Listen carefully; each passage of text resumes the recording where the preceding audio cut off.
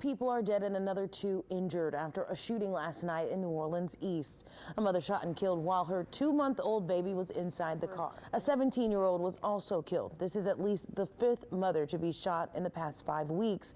A 13-year-old and a 20-year-old were the other 2 injured in this incident.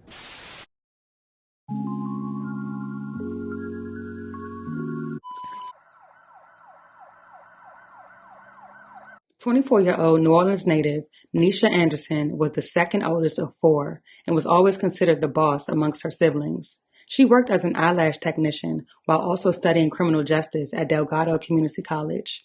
Most importantly, she was a mother to a baby boy. Motherhood was something Neisha always dreamed of and always made sure she provided the best life for her and her son. Those close to her could have never predicted the chain of events that would soon take place.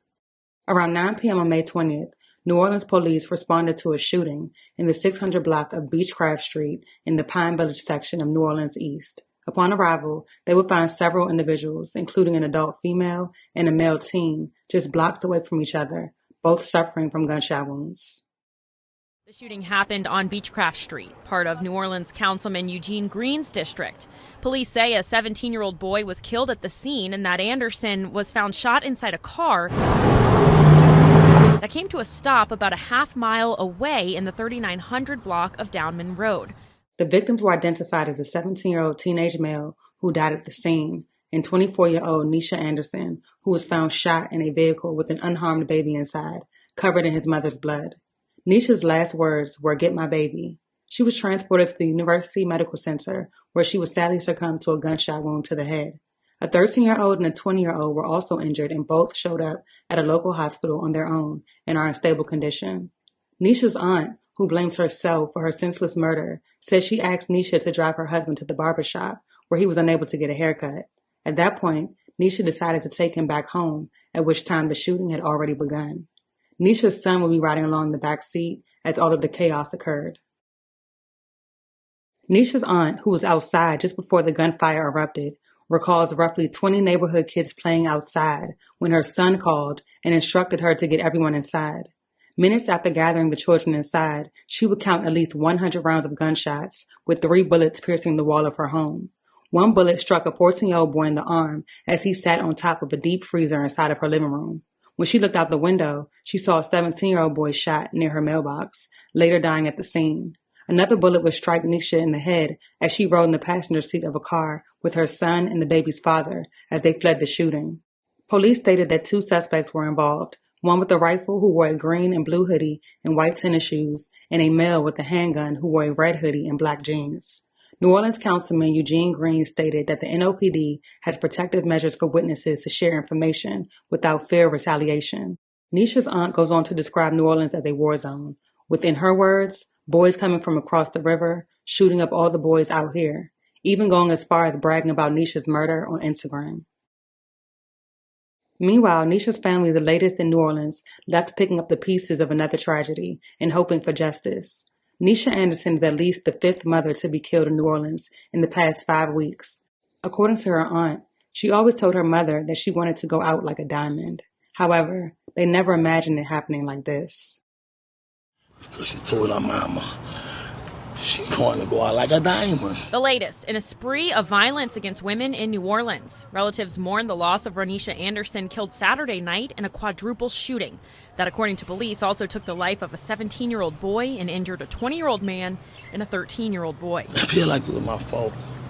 Mom, everybody think it's not. The victim's aunt says she asked her niece to give her husband a ride to the barber shop, but he wasn't able to get the haircut. By the dude not cutting his hair, I brought him home. When he brought him home, he was already shooting. New Orleans police say Ronisha Anderson's infant son was riding with her in the car as the gunfire rang out. But there are some people who seem to be so inclined to violence that they don't care about who's around them, who's with the person who's to be the victim of their crime, and we've got to do something to get in contact with and penalize those people. Green met with Fox 8 at the scene of another young mother's death, where 33-year-old Sully Simmons was shot with her 2-year-old son in the back seat less than a month ago. He says the NOPD has protective measures for witnesses to share information without fear of retaliation. Perpetrators seem to have no regard for their particular situations, especially involving their children. There's no excuse for it. It's not acceptable. It's not tolerable. Using violence to solve a problem is just not something that we're ever going to accept. Meanwhile, Anderson's family is the latest left picking up the pieces of another tragedy and hoping for justice. That's all I have. What, they gonna kill me? My baby birthday on the 29th this month. I'm scared to give a party. I'm scared they're gonna come shooting some of them. I can't do it. But I'm not scared. They gonna make my brother tell me move. I ain't moving. I feel bad for my niece. I would have rather for her to die in her sleep than to get a bullet to her. She didn't deserve that. She ain't never did nobody nothing. She's not a troublemaker. She don't go around fighting. She look out for everybody. Anderson is the latest in a string of deaths involving women across New Orleans in recent months. She is at least the fifth mother to be shot in the Crescent City in as many weeks. And I had my run-ins and I had what I went through, but then I met God. And I had a relationship with God, and I accept Jesus Christ as my Lord and Savior. This man, who goes by Evangelist N, says he grew up in New Orleans and was going down the wrong path. He says that all changed when someone came into his community to reach out to him. He says that's part of solving the violent crime problem, and he's taking initiative to go into communities to make a connection with young people. We come up with all these old this, and this, and that. It's not working. It's not working. We got to go to them. We got to go to them and meet them where they're at. Until we realize that we can go meet them where they're at and care and show that we care about them, it's not going to change. For friends and families of victims like Anderson, they just want a solution soon. All day I've been doing is been talking, crying. As of right now, police have no motive in the case and are asking anyone with information leading to the arrest of both suspects to come forward. The case remains ongoing.